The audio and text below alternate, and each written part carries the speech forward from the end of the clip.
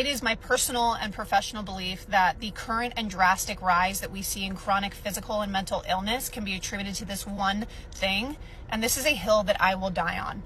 Basically, we've created a world that our nervous system no longer wants to live in.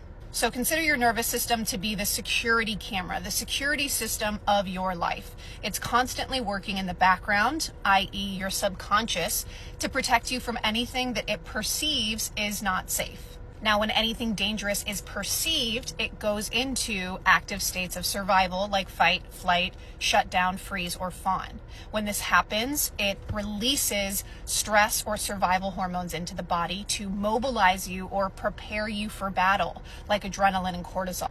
Now, as survival becomes priority number one, all of the other working systems within the brain and body, like your hormones, your immune system, digestion, musculoskeletal, etc., these all fall to the back burner and become disrupted. And when faced with prolonged exposure to these perceived threats, your system can get chronically stuck in these survival states, which just further heightens the adrenaline and cortisol in your body, which then wreaks even more havoc on your mental and physical health. This creates a vicious loop of survival that many of us in our modern world today are stuck in. And it's these chronic stress and survival responses that then create the symptoms that I see walk through the doors of my practice every single day with my clients. Symptoms like anxiety, depression, burnout, fatigue, chronic illness, chronic pain, digestive issues, fibromyalgia, migraines, TMJ, dissociation, and so much more. So what are the common perceived threats that our nervous system is sounding the alarm for, and what can we do to turn off that alarm?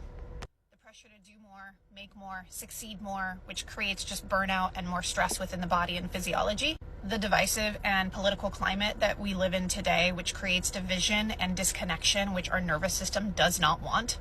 Living in a culture where we suppress our emotions and our feelings because we are afraid of being judged or dismissed.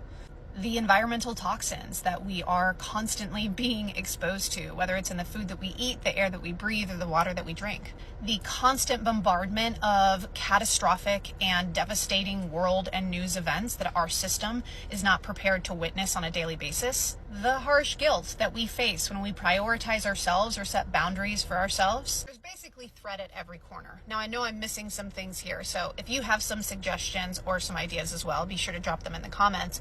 But it's no wonder that we're sick. So what do we do to get ourselves, well, to heal?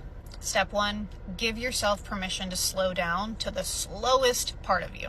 2, get out of your head and into your body, which is where your nervous system lives, where it operates, and where it's always communicating to you through your emotion, feeling, and sensation.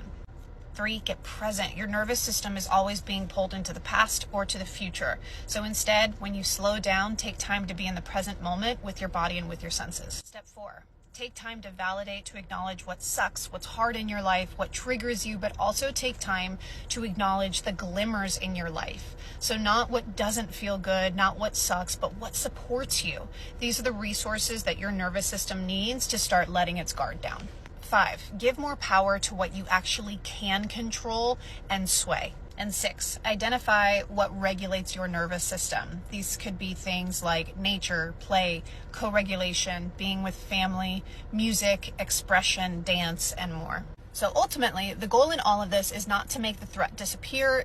The goal is to find ways to blossom in the mess, to regulate in the chaos, and to find safety despite the danger that is present.